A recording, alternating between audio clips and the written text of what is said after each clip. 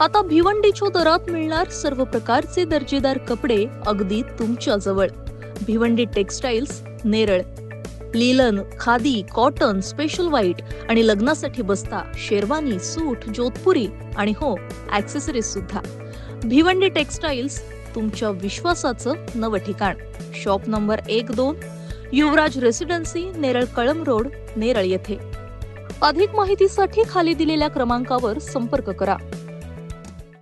कर्जत तालुक्यात मागील काही दिवसांपासून जंगलातील हिंस्र प्राण्यांचं दर्शन मानवी परिसरात खुलेआम होऊ लागलंय.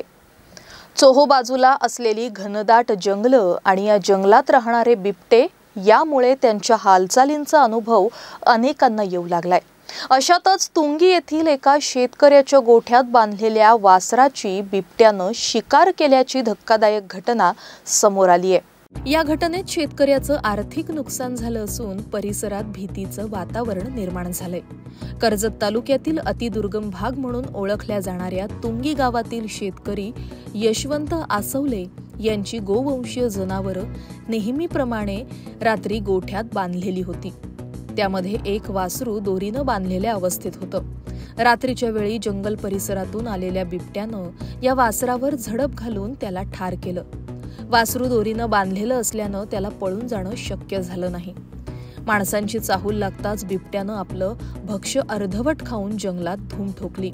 या घटनेत शेतकऱ्याचं नुकसान झालं असून माहिती मिळताच वनविभागाचे अधिकारी घटनास्थळी पोहोचले. त्यांनी पाहणी करून पंचनामा केला असल्याचं सांगण्यात आलं.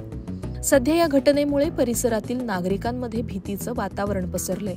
सतत मानवी वस्त्यांच्या परिसरात बिबट्याचं दर्शन होत असून याआधीही शेतकऱ्यांच्या बकऱ्या बिबट्यांनी फस्त केल्याच्या घटना समोर आल्यात. एकूणच कर्जत तालुक्याला लाभलेले भीमाशंकर अभयारण्य आणि दुसऱ्या बाजूला असलेले माथेरानचे घनदाट जंगल जरी पर्यटकांसाठी निसर्गसंपन्न वरदान असलं तरी याच जंगलात बिबट्यांसारख्या हिंस्र प्राण्यांचे प्रमाण वाढत आहे. भक्ष्याच्या शोधात हे प्राणी आता आपले नैसर्गिक अधिवास सोडून मानवी वस्त्यांमध्ये शिरकाव करतायत. त्यामुळे वनविभागानं या समस्येकडे गांभीर्यानं पाहून तातडीनं ठोस उपाययोजना करण्याची गरज निर्माण झाली आहे. महाराष्ट्र न्यूज 24 साठी अजय गायकवाड, कर्जत.